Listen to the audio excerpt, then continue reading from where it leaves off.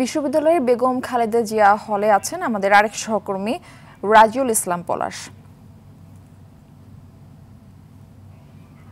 পলাশ, কেন্দ্রে ভোটার উপস্থিতি কেমন দেখছেন? নিরাপত্তার ব্যবস্থায় বা সেখানে কেমন, বিস্তারিত জানাবেন।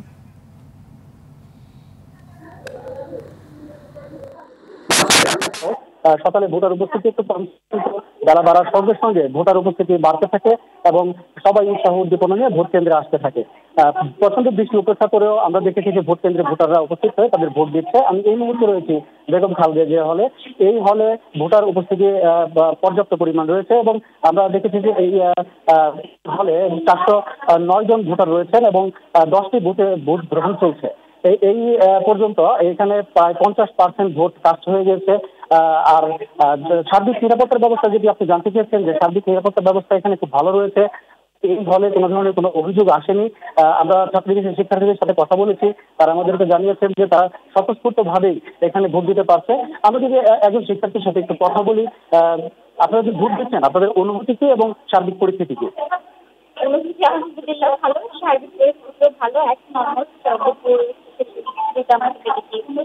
সবার ক্ষেত্রে অনেকে এসেছে। আমাদের হলে তুলনামূলক 409 জন আশা করি এই সময়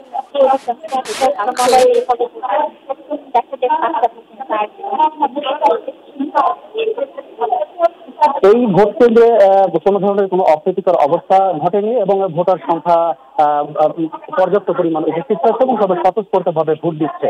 আর বিকেল 5টা পর্যন্ত ভোট গ্রহণ চলবে। এছাড়া আইন শৃঙ্খলার কথা যদি বলি, যে সারা জাহাঙ্গীরনগর বিশ্ববিদ্যালয়ে পুরো নিরাপত্তা বলয়ে ঢেকে রাখা হয়েছে। অনেক আইন শৃঙ্খলার যারা কর্মকর্তা রয়েছে তারা পর্যবেক্ষণ করছেন এবং জাহাঙ্গীরনগর বিশ্ববিদ্যালয়ে যারা শিক্ষক রয়েছেন তারাও। ধন্যবাদ আপনাকে।